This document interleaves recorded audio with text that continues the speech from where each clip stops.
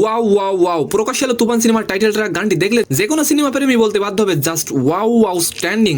তো কি অবস্থা, কেমন আছেন? আমি ড্রামা সবুজ আর গাইজ আজকে আলোচনা করব প্রকাশ্যে আসলে তুফান ট্র্যাক কেমন হলো গানটি, এই বিষয়টি নিয়ে। আগে একটু বলে রাখি, তুফান যে ধরনের সিনেমাটি করার আগে সাকিব ভাইকে একটু জিম করার দরকার ছিল, তাহলে একেবারে জমে যেত। তুফান সিনেমায় সাকিব খান যে একজন গ্যাংস্টার সেটাই গান দেখলেই বোঝা যায়। তবে তুফানের টাইটেল ট্র্যাকের প্রথম অংশে কেমন জানি সাউথ ফিল্মের একটা ফিল আসে।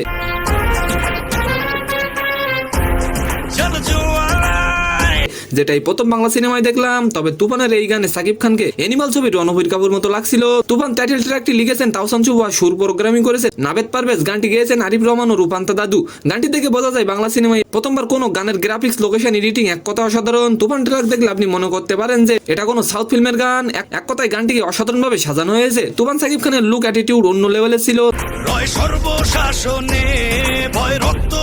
তিনি যে একজন গ্যাংস্টার সেটাই টাইটেল ট্র্যাকে স্পষ্ট। তবে গানটি দেখে বোঝা যায় তুফানে সাকিব থাকবে গ্যাংস্টার এবং দেশের বড় বড় মন্ত্রী মিনিস্টার তার সাথে হাত মিলিয়ে কাজ করবেন। আসলে তুফান সিনেমাটি এক কথা অসাধারণ একটি অ্যাকশন ফিল্ম হতে যাচ্ছে, আর এইরকম ছবি শুধুমাত্র সাকিবকে দিয়ে সম্ভব। তো সম্মানিত দর্শক, আজকের ভিডিওটি কেমন লাগলো অবশ্যই কমেন্ট বক্সে জানাবে। আর ভিডিওটি যদি ভালো লাগে অবশ্যই একটি লাইক দিয়ে আমাদের চ্যানেলটিকে সাবস্ক্রাইব করে দিবেন। ধন্যবাদ।